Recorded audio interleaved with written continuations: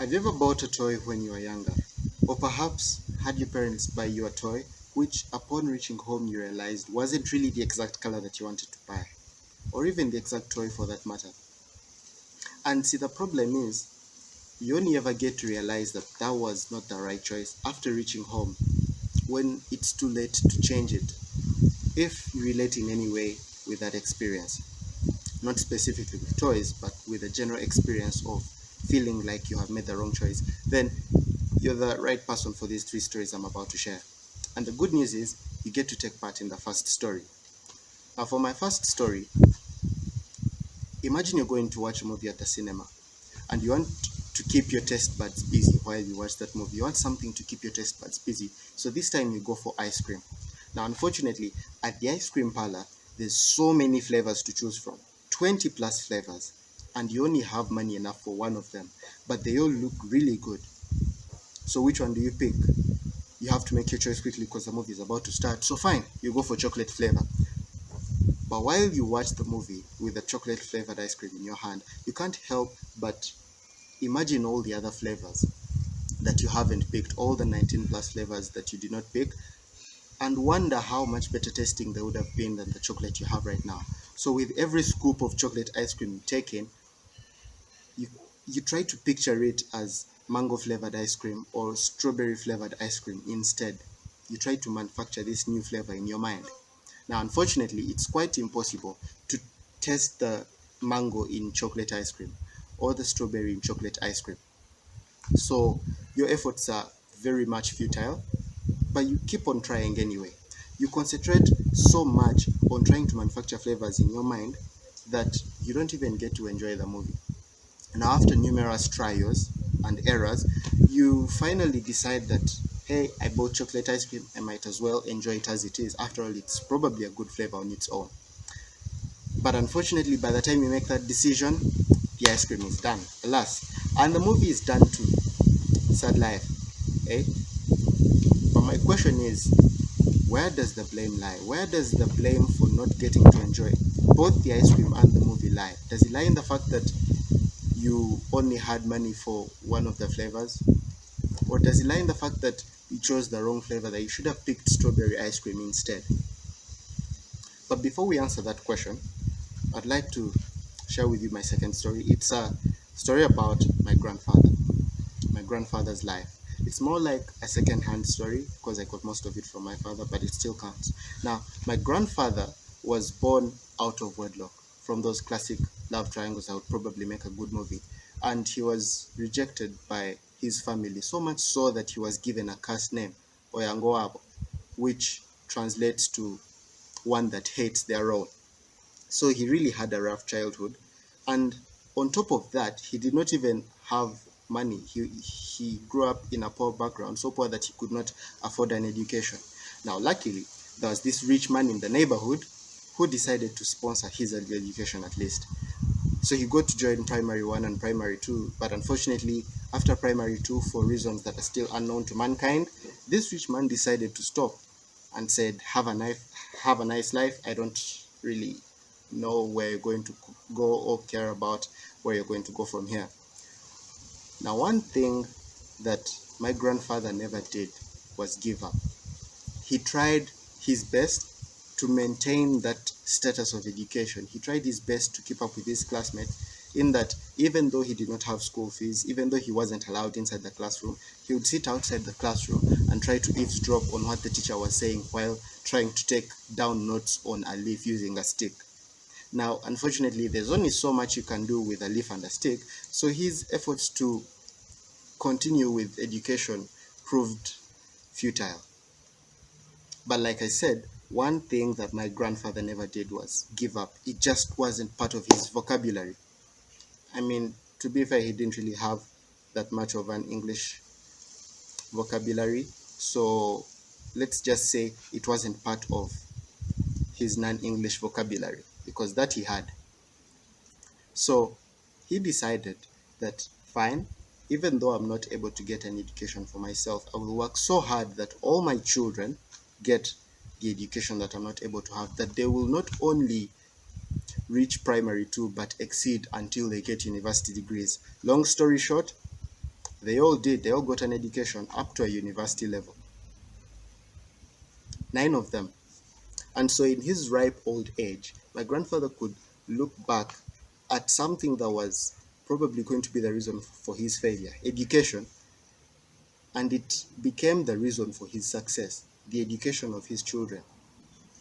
That story inspires me so much because he not only went ahead to give his children an education, but he moved from having a cast name, Oyangoabo, to having a name that left a legacy, Matama. He left a legacy.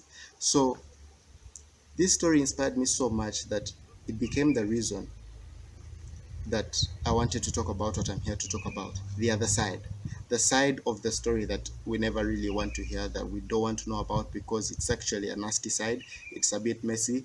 The side of failure, the side that described my grandfather's early life and education, the other side. But I'm here to talk about it not because it's nasty, but because I've actually come to like it. I've actually come to enjoy it. Where I've come to enjoy it is in my third story, the story of how I came to study at a UWC. Now, I'm in a United World College, this, which is this group of schools around the world that has a common mission to use education to unite people and nations and cultures for peace and a sustainable future. Now, I'm only fortunate enough to study at this school on a scholarship, but what I'm grateful most about being able to study here is not because I got the scholarship, but because I nearly did not get it. And the difference between getting a scholarship and nearly not getting it is the other side. Nearly not getting it showed me both sides of the coin, getting it and not getting it. Because during that application process, I was in a limbo for so long. I was in a period of negotiation for so long that I could actually picture myself without the scholarship. And I even regretted, I hated myself for putting effort into this whole process because I really feared that I would not get this scholarship. But that whole process taught me, for one, two main things.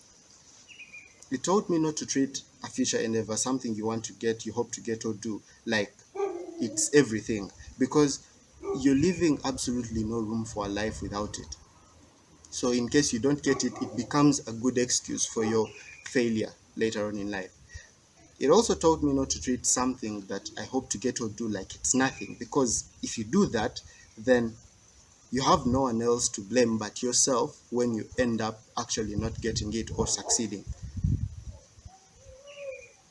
But more than that, this whole period was actually a reflection, a period of heavy reflection for me, during which I developed this skill that I like to call the good making skill.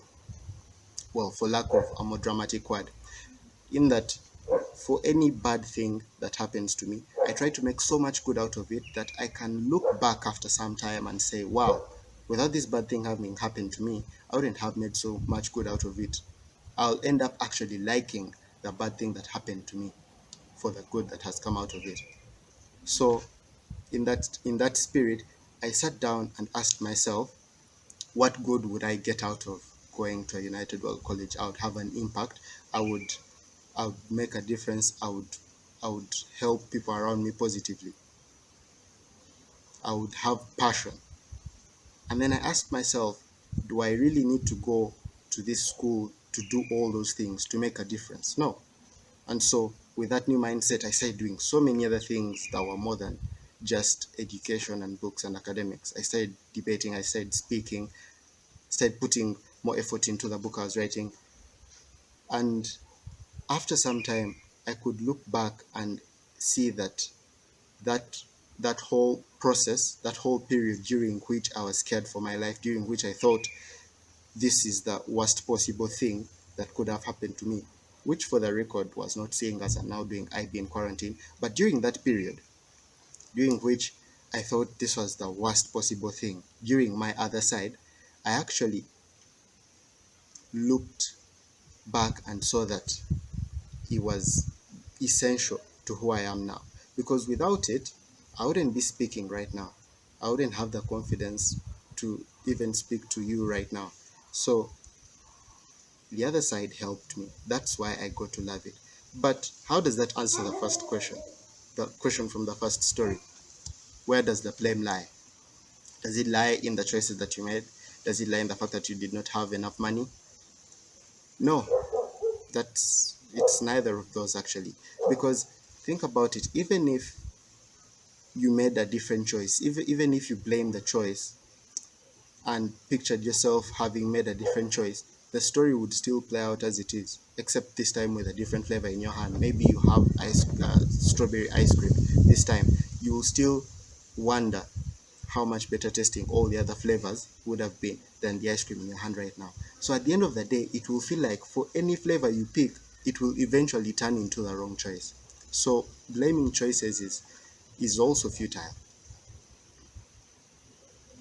If you really want to change something, knowing that blaming the choices won't change anything. If you really want to change something, then you need to look within. You need to change the way you look at the other side that your choices come with. Because the other side is actually essential to what you get out of the flavor at the end of the day. You need to take responsibility for the choice and the other side that comes with it, because the fact is that every choice has another side. Every flavor you pick has a possibility of having picked different flavors.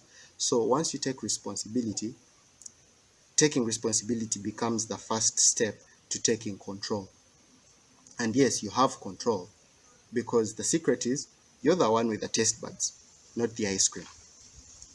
So why not use those taste buds? Why not savor every taste while enjoying that movie, so that at the end of the day, once you've got out of that cinema, you can look back at how good both the movie and the ice cream were. And once you've done that, you realize that the problem this whole time was in the way that you looked at the other side. The problem this whole time was in your fear of the other side. You do not need to fear it. You need to look at it with new eyes. You need to embrace it. Now, I'm not saying that once you embrace the other side, once you embrace that negative side, the story that you don't want to hear, that you actually get a better life. You won't suddenly get a better life. But you will look at the same life with better eyes. And I personally think that that is way better than having a better life.